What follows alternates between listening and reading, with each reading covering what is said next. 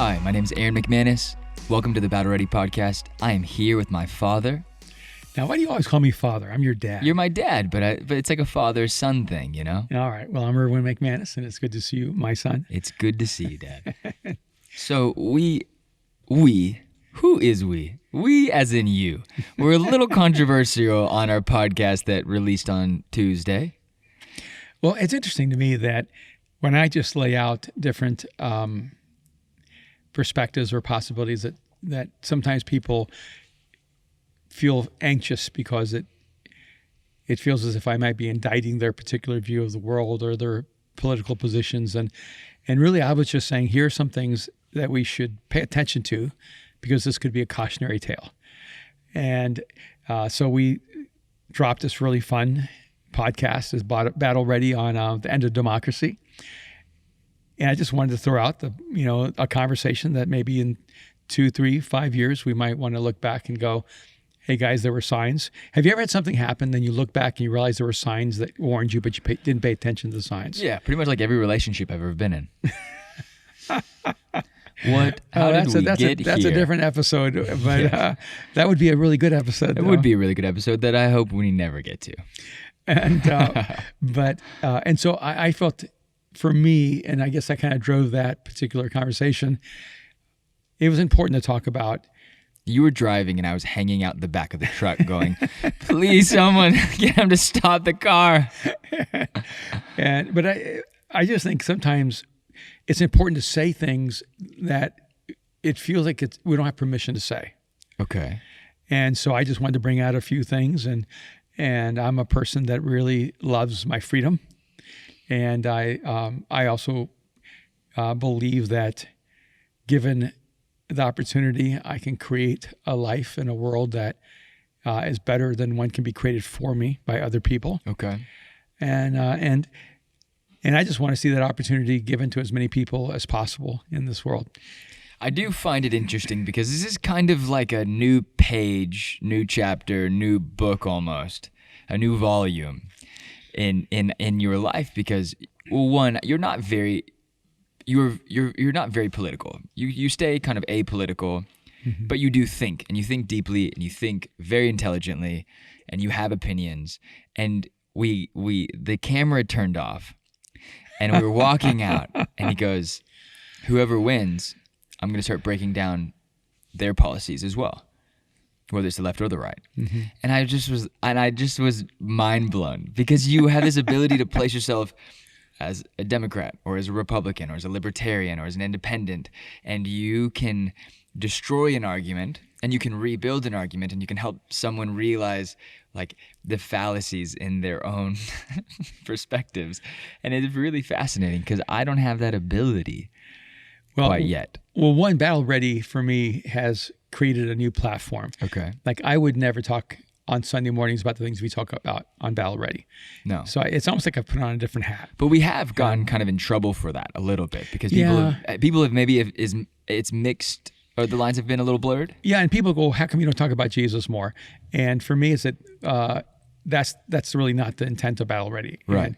And I don't feel, I'm not sure quoting the Bible here at Battle Ready. That's not what Battle Ready is. We have talked about the Bible. Yeah, and so whenever it's relevant to the conversation, you bring it in probably more than I do. The Bible? Yeah. Yeah. And then I still really need it. Yeah, but even if I'm not talking about Jesus, my relationship with Jesus informs everything in my life. Yes. But I would never hold Jesus accountable for my economic views or maybe some of my sociopolitical Jesus was really views. simple about that. Give back to Rome what is Rome's. Yeah, and so your mom, Kim, she's your wife, my wife Kim. She's a little nervous, about me doing things like this. Mariah's a little nervous too. Yeah, we were making the women in our family system a little nervous. Well, they make me nervous almost every day of my life. So, but it's nice to maybe part of what I told her said it's like the script. It just gets so boring living your life in the construct of a pastor where people only want you to talk about certain things. And I just thought it would be so nice to have a platform, not advocating a particular position, because the controversy I create is not about choosing a particular position. It's about just raising particular questions. This is something that I love about you. You think freely. And it's something very special and very unique because a lot of people don't. And I think that's the thing you want for people the most, other than to have a relationship with Jesus and to just live a good life and be a great person. You definitely want people to not be confined to a political party or to a social construct or to a class system, but to challenge everything. And, Yes. and this is what I was saying, is that I grew up on personality tests. I was your guinea pig. I went through the Myers-Briggs at like 7 years old. Like, Dad, why am I taking this test? It's a little too early. Is this the SATs? I did the Berkman. I did the Strength Finders. I was trained to train people in all of these things. Yep. At 19 years old, I was consulting with like businessmen in South Africa. Like, I was just very confused at what my life trajectory was.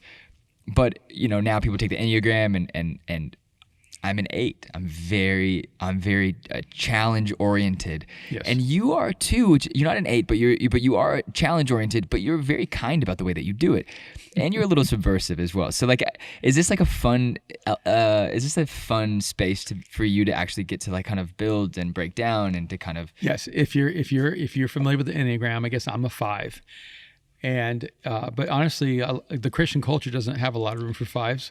Why? Tell me about 5s. I don't really like pay attention. I always send friends the test because I'm always just curious. I think it's a great like conversation starter. But Yeah. tell me about a 5. I don't really know much about a 5. I just know should I we know a look it lot up? about me. They know a lot about you. Okay. And I just think that I question everything, that ideas are the playground in which I feel most comfortable playing in. Okay. And so I feel like on Sunday, I talk about convictions, the convictions of who Jesus is, what the scriptures say about how to live your life and the humanity we can become and how God designs us for this life. And I take that really seriously. I see that as like a sacred trust. Yeah. And Battle Ready is where I feel like I have permission to talk about everything I don't know, I'm not sure about, and that I just want to think about and talk about. And look, you can be a Republican and a Democrat or a Democrat and do good in the world. And you can be. I think people need to like receive that, let that sink into your.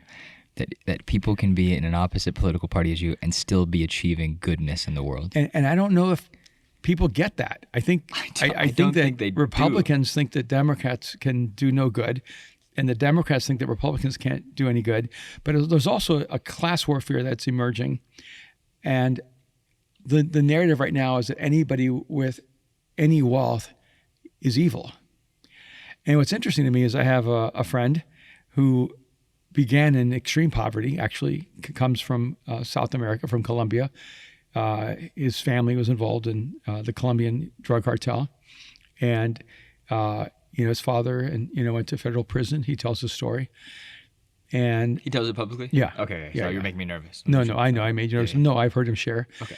And he had to take care of his family from his teenage age, years. And they were struggling in poverty in South LA area.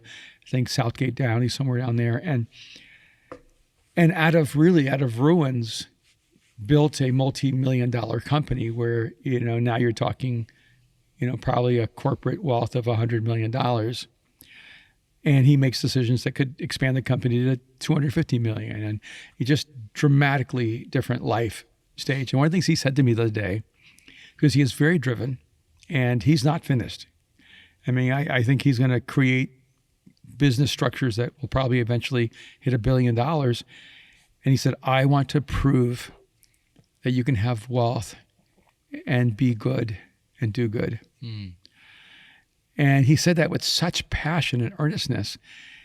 And I thought, how refreshing, because he said it in such a way where I believed him. And I'm like, oh, I'm going to cheer you on.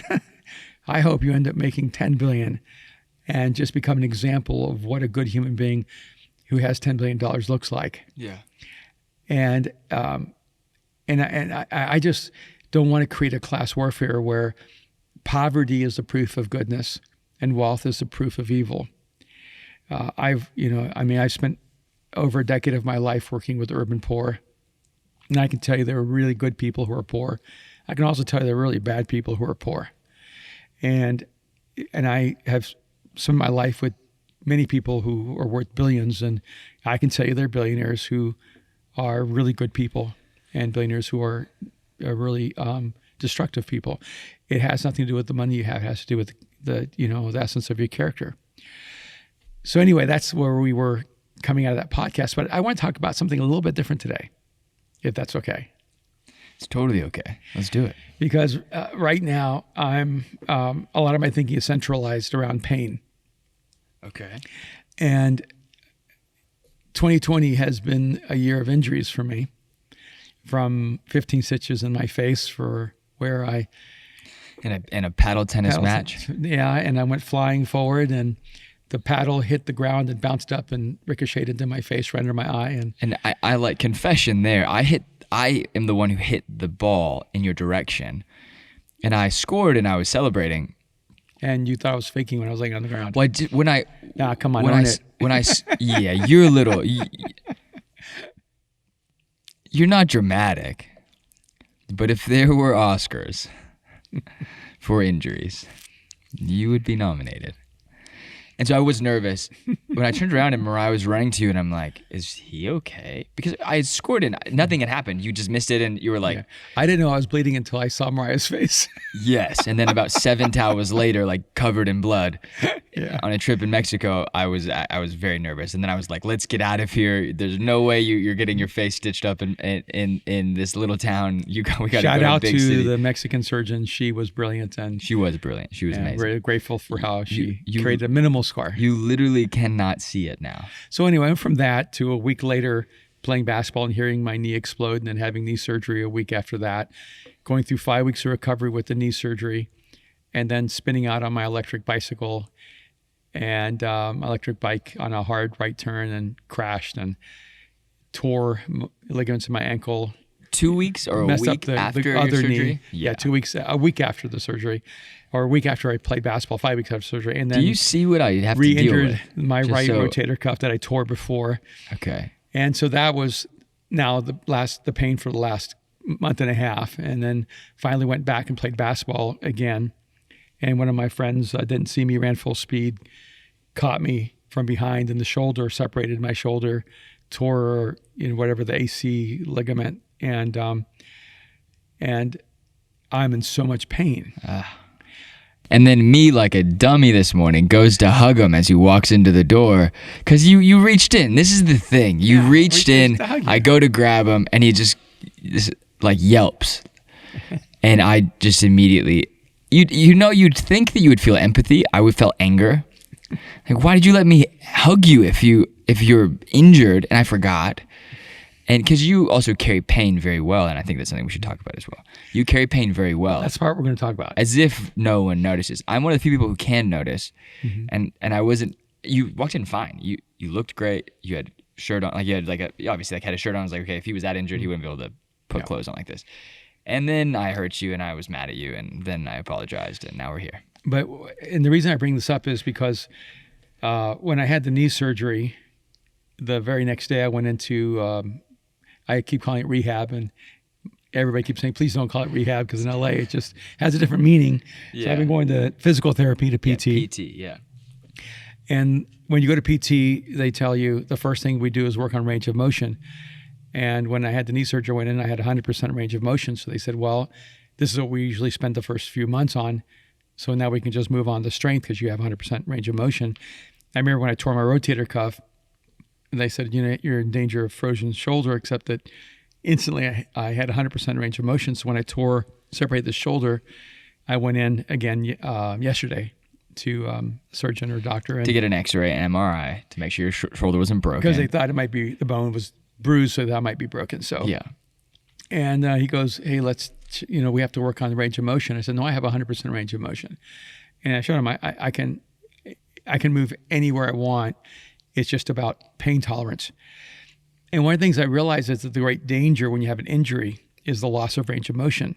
And it's not about your body's inability to move.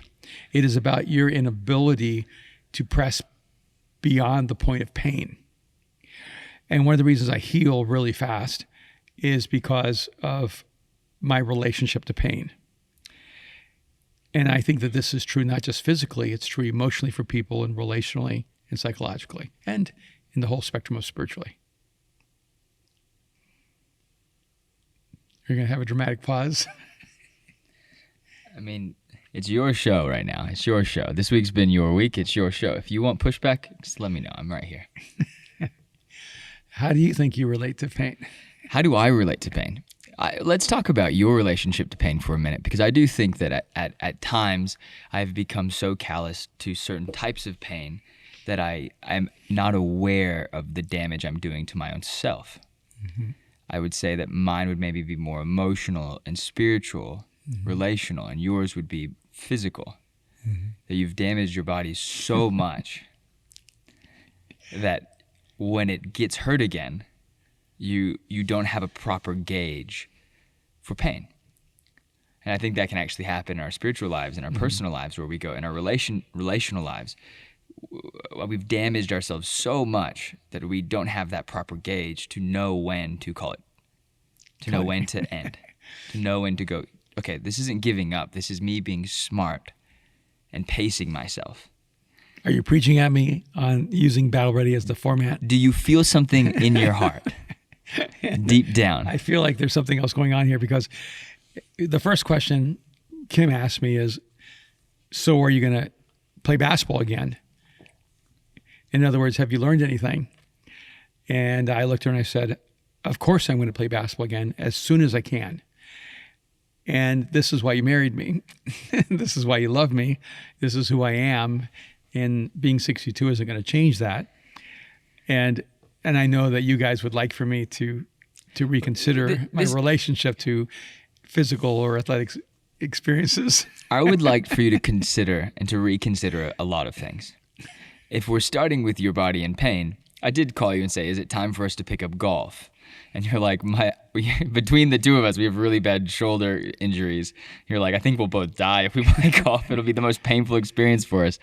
And I'm not good at golf. I'm sure you're actually, we've played once time together. I think I literally passed out because I had a shoulder injury. You did. And my rotator cuff tore, and the pinched retore, and I had a pinched nerve and I dropped. You blacked out. I blacked out because the pain was so bad. At the driving range. I was in college at the driving range. We were prepping to play I think the Beverly I didn't know country golf club was so friends. dangerous. And I dropped. And I don't know, it's super funny actually. And I've played since. I've played with my brother-in-law Jake Goss, and I'm not very good. I'm not very good. But anyways. But I think this is an important conversation because, in fact, my brother had sent me this story about a Navy SEAL, a guy who grew up and he was like the weakest guy, and he was like the geek and, the 50-pound weakling, and now he's became one of the top Navy SEALs in the world. And he actually talks about... He actually was extremely overweight, I think. Yeah. That was his whole thing. It was actually, he was the nerdy guy, but he was overweight. Oh, okay, he's opposite. And then, because you told me this. I remember you told me after you talked to Alex, and that he was like not eating well, he was super out of shape, couldn't run a mile, all of these things. And he told himself, like, I'm literally gonna die, like I'm on a path to like self-destruct if I do not change something. And then I guess it was like this crazy path of like how he became one of the top Navy SEALs. And he becomes an elite Navy SEAL. And he talks about, it's all about the relationship with pain. And the reason my brother sent me that is because I was talking to him about how one of the things I've seen over a lifetime is I have an unusual relationship to pain, and that I never see pain as the limit of my capacity. And I love the fact that I went into this medical office, and it had been 6 years since I'd been there. And when they saw me, they said, you're the guy who heals so fast. Wow. And I love having that reputation. And your knee surgeon. Was it your knee surgeon? Yeah. And I wanted to throw out this possibility or this idea that everything in life has the potential to create pain. And how you relate to that pain will either limit your future or prepare you for that future. That, let's say, for instance, like injuries. If you can deal with the pain, you can recover and regain full use, may become stronger than ever before. In a relationship, if you love and then if you're heartbroken and you love and you're heartbroken, that pain can actually limit your capacity to love because it limits your willingness to trust. And so that pain becomes a limitation, and it instead of becoming the material to build your future, it becomes the material that limits your future. In the same way, in a business environment, if you start a company, you start a business and you fail, you lose a little bit of money or a lot of money. It doesn't go well. And it seems a lot of times whenever you start a business, you end up with haters around you who are going to tell you you're going to fail. And then when you do, it just reinforces that narrative. And if you let that pain become the boundary of your future, you may never risk to start another company again. You may never risk another venture again. And so I want to just throw out this idea that pain can become a self-limiting boundary that keeps you from living optimally the life that you could live. That's so good. I'm just going to give some silence so Brian can cut that into a great clip. And I think there was moments in my life, even with you working together, where, I mean, I said this on when we recorded the last podcast, which was Monday and it released Tuesday, that there's some days I just do not want to show up. And that's everyone. I understand that. I have a harder time admitting that, I think, sometimes because it's family and because it's obviously something that we care about and we built so much. But I don't know if people, and not that there's this ominous people, but I don't know if people really understand maybe how big the toll, or how heavy the toll. How heavy the toll would be for some of the things that we do and the criticism. And some days it's fine, and some days I love it. Some days I'm like, I say this, and we were watching the World Series and we're getting critiqued, and I hid it from your Instagram because I didn't want you to have to deal with it. And I'm sure Joe saw it, but he had already left the World Series party thing that we were at. And then I just woke up the next morning and I was like, that guy didn't offset me. Mm-hmm. But there was stuff in work where I was just like, today I'm good. Like today I want to find a new job and move on and do something else and have anonymity and live on an island somewhere and surf every day, eat tacos and write books and under a pseudonym. The true American dream. But we keep showing up, and I know that when you're starting a company right now, which is pretty exciting, and we're keeping it pretty quiet. We've talked about it a little bit. We've referred to it, but you're starting a company right now. So maybe in the next month we'll do a podcast, and I'll unveil. Maybe 2 weeks probably. What I'm doing. Yeah. Or 2 weeks till we can talk about it, or maybe a month. Yeah, you're right. Because I think we're gonna do all the content for it. But right now, I just want to celebrate what you're doing with Pagan USA. Well, I'm making a point. Making a point. We started a company together 10 years ago, maybe 12 years ago now. You started it. I was still in college. When I left college, I came and worked for you. Worked with you off and on for a very long time. And we lost that company due to just bad business partners. It was just a bad season. The company was becoming very successful. It was turning a profit. We were in the black, which was actually really incredible. Yeah, we were doing really well. Within 3.5 years. Yeah. And there was like 5 companies underneath an umbrella. It wasn't just one company. There was a few different projects, and it was really exciting. And then but losing it was devastating. Yeah. Lost everything I had. You lost a lot of things, but you have an incredible ability to land on your feet. You have an incredible ability also to write a book and to go and speak and to do all these amazing consulting things. And you're just dynamic. When I was 23 years old, there wasn't a lot I was good at. And so I was still trying to figure out my way in the world. So now I'm 32. This is almost exactly 10 years later. You're starting another company, and it gave me so much anxiety. Like I didn't actually even want to talk to you about it for the first probably 3 months that you were working on it. You kept telling me, I'm working on this project. I built this team. I want you to help me. And I'm like, no. Do you remember that? Mm-hmm. I physically could not take the anxiety that it was bringing to my life because I didn't want to lose something again. You didn't want me to go back into this. No, it's not that I didn't want you 100%. No. I was like, please don't. Yeah. Please don't do it to us again. I know. I finally had to decide to go do it anyway. Yeah. And then the moment I started doing it, then you jumped right in to help. Yeah. So here we are again, working on your next collection. And, oh, dang, I said something. Can you bleep me out? Don't cut that. Just everybody listening. That was it. Wipe that out of your mind. Yeah. Wipe it out of your mind. Your next project. And I feel the ramifications of like a ghost pain, of that pain that was 10 years ago. And I feel it now, even with building Pagan, even with building Battle Ready, even the things like sometimes it's hard to build something for me to know that I'm going to lose it. And that's something for you that you just really have, like, that is the difference in me and you, in between us. When I get hurt, I can be very resilient. Like, physically hurt, I can be very resilient because I don't know if I have that much self-worth in my physicality. I value being healthy. I value looking good. But if I break something, I keep going. You know, if I get... That's because you're raised with a mother and a father who probably have zero empathy for injury. I remember. It's broken, get up. You have another leg. I remember, yeah. I've definitely had a few concussions. I've definitely had a few face injuries where I was bleeding all over the place, and Mom was like, so you're good? Walk yourself to the car, put a towel on your head, and we'll go to the hospital, get you stitches, and you'll be fine. You know, it is what it is. But I do think that how do we handle things very differently, but how do we get past those moments in our lives where we remember so vividly the pain that we've experienced? How do you forget? Like, it feels like you almost forget. Like, you actually do. You actually forget people that have, like, been mean to you. You've done it because I've seen you do it on planes where I'm like, this guy's sitting next to you. Oh my gosh. And they'll be like, hey, did you remember me? And you're like, no, like, remind me. You don't even do it meanly. How do you forget so easily? I think it might be a defense mechanism. Something going on internally. It's really odd. Like, you know, everybody has issues, but control, delete. But I definitely don't have a bitterness issue. Like, you don't. I just don't ever feel bitterness toward anyone, no matter how horrific they were.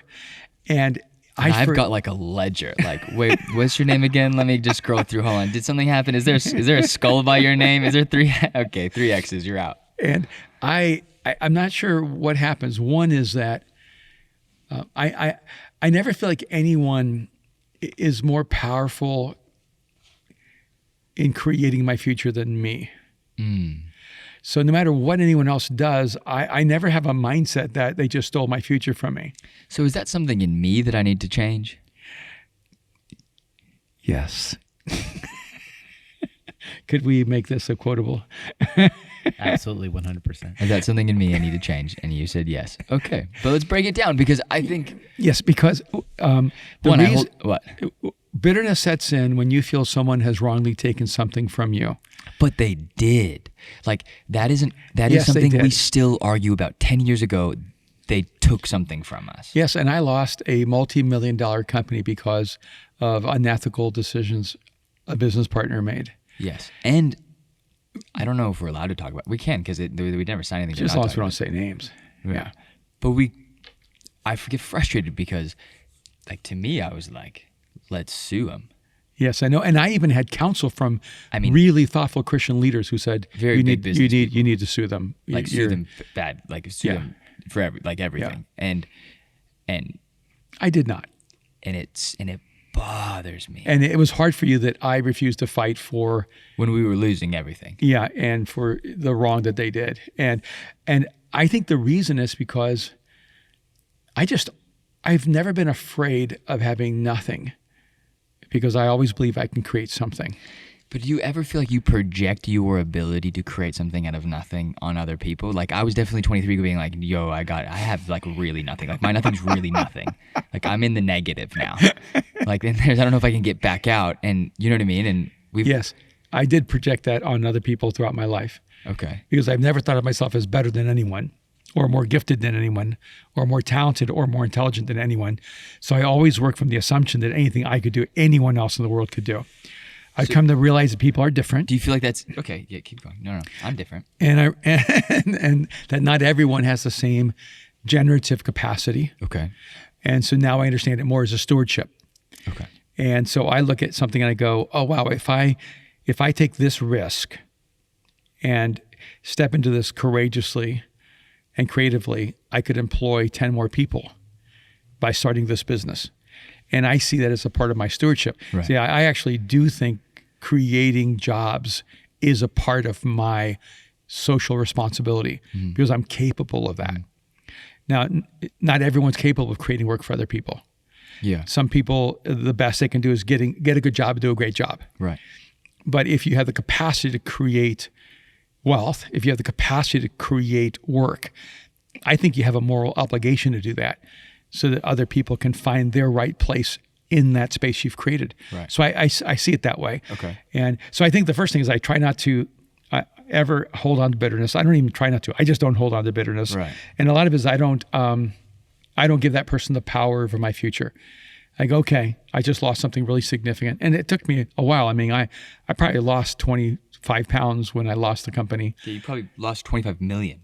That's. I lost a lot of money. I lost yeah. a pound per million, and I couldn't eat for almost a month. I couldn't hold down food. We fasted, but I don't know if it was a fast or if it was We ended up with the fast. The first 10 days, I just couldn't hold down food. And then after that, we decided let's make it an intentional fast and went for a month. We went for about a month, I think you went for 6 weeks. Maybe for longer, yeah, maybe 'cause 6 weeks or At so. a month, I remember I was in New York and I was like, I think I'm going to eat. It was like a Sunday night and I was like, I think I'm going to have dinner tonight. Yeah, I think I at least And we went talked 40 about it. days Yeah. fasting. Which was interesting because I was like barely a Christian, like barely found my faith.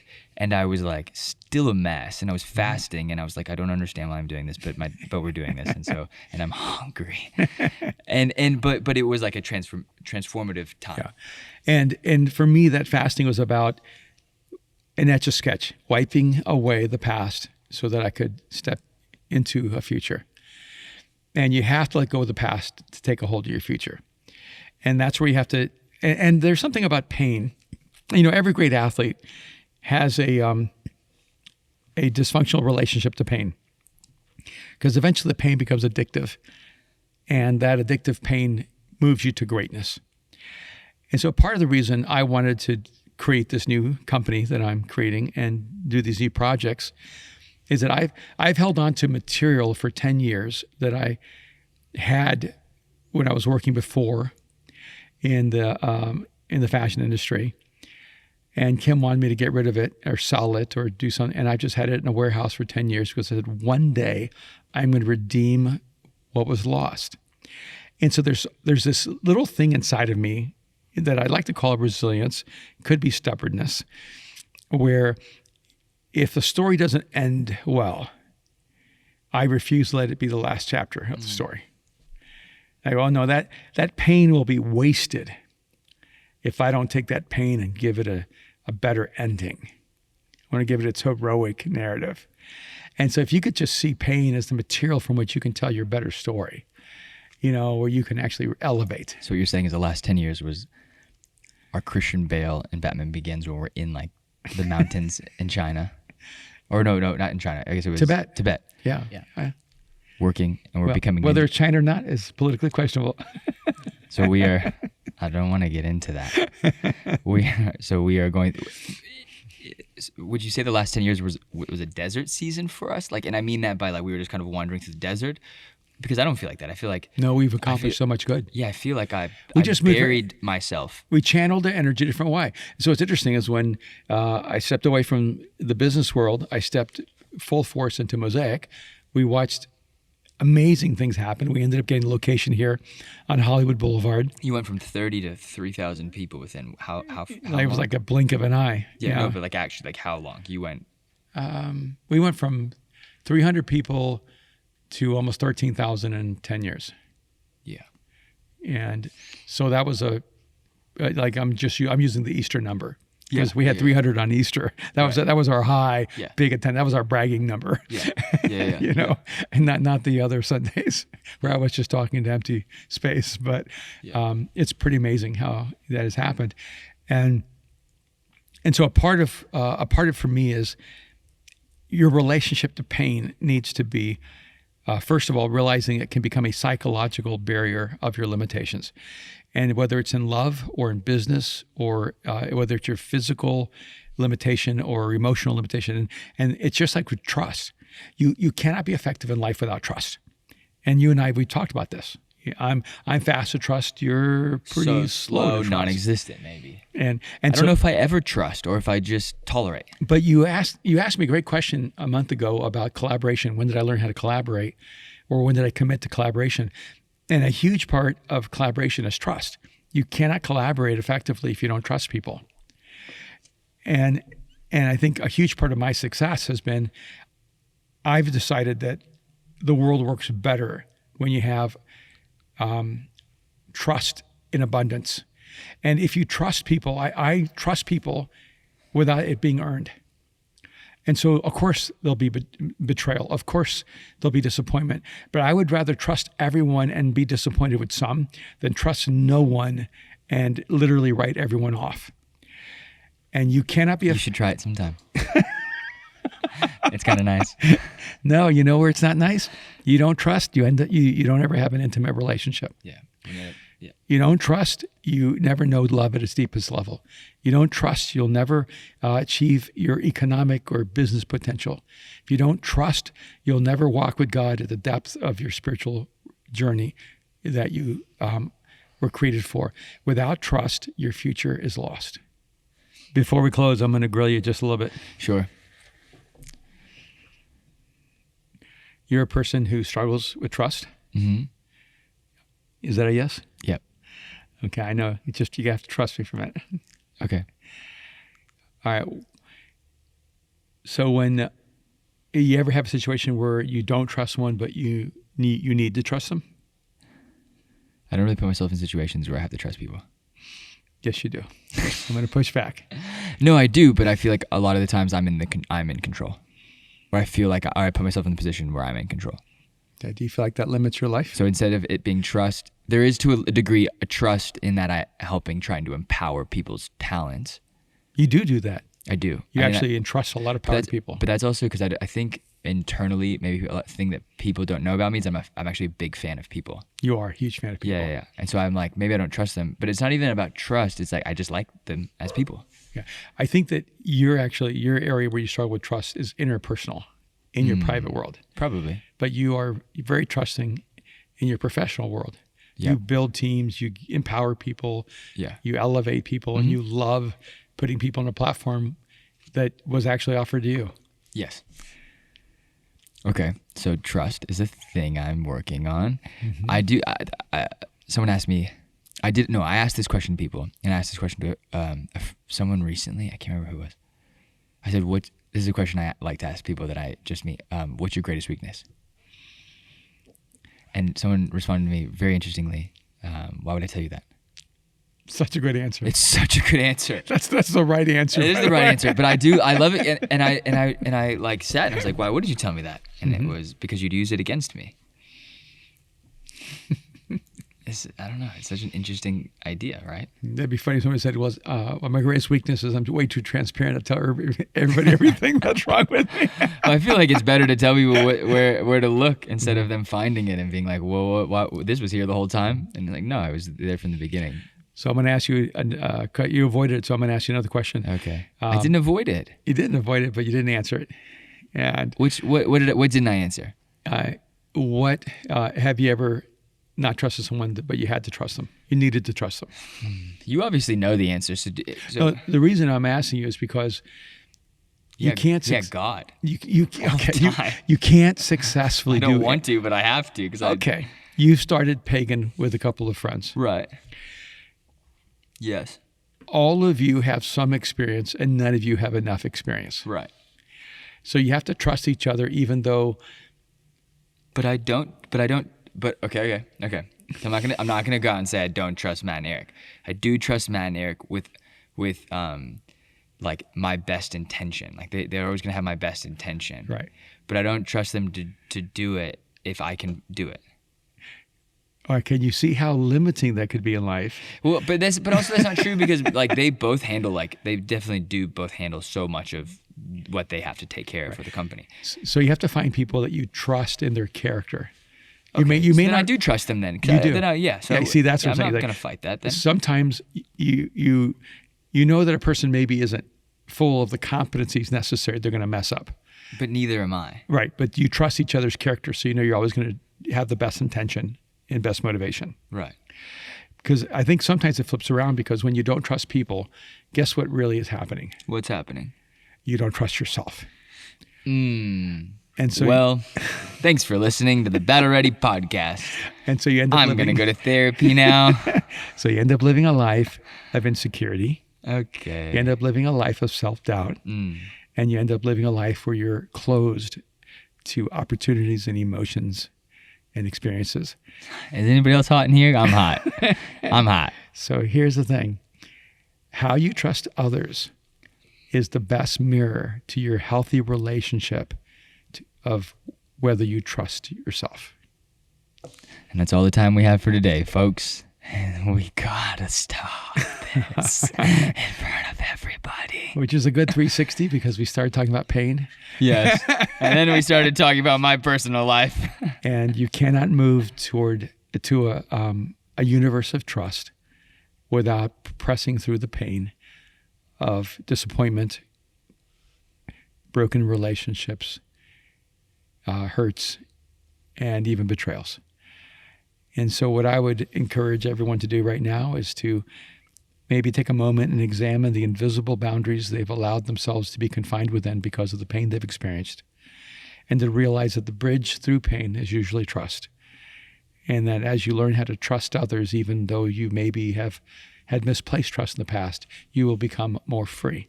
It is better to trust and be disappointed than to not trust and be alone. Is there not a third option? Is there not a cheat code? This is exhausting. And this is why we must be battle ready, because life is a battle. And as the great philosopher once said, love is a battlefield. Wasn't that Pat Benefield? Or Benatar. Benatar? Benatar, right. An 80s musician? Okay, thank you. Okay, it wasn't Locke or... We are going to wrap this up. Is that cool? Okay, is that right. okay? Yeah. I think this was a lovely episode on pain. And trust. And trust. My name is Aaron McManus, and I'm here with my father, Erwin McManus. If you are listening, if you are watching, if you are sharing, if you are being shared with, we are so grateful. We love you guys. Thank you for the emails. Thank you for the DMs and the messages and the video messages and the comments and the likes and the sharing. And thank you for buying merch and supporting. Honestly, that would think it was just, we threw up a capsule this week. We may leave it up. We're not sure. But we know we want for people to be able to associate with what we're building here, question everything, think freely, and have the best week. And don't be afraid to be wrong. Just be afraid to be uninformed. I like that one. That's good. All right. You can rate and review the podcast on iTunes. You can listen to it on Spotify, and you can watch it on YouTube and so many other places. We love you guys. Have a great day. All right. Take care.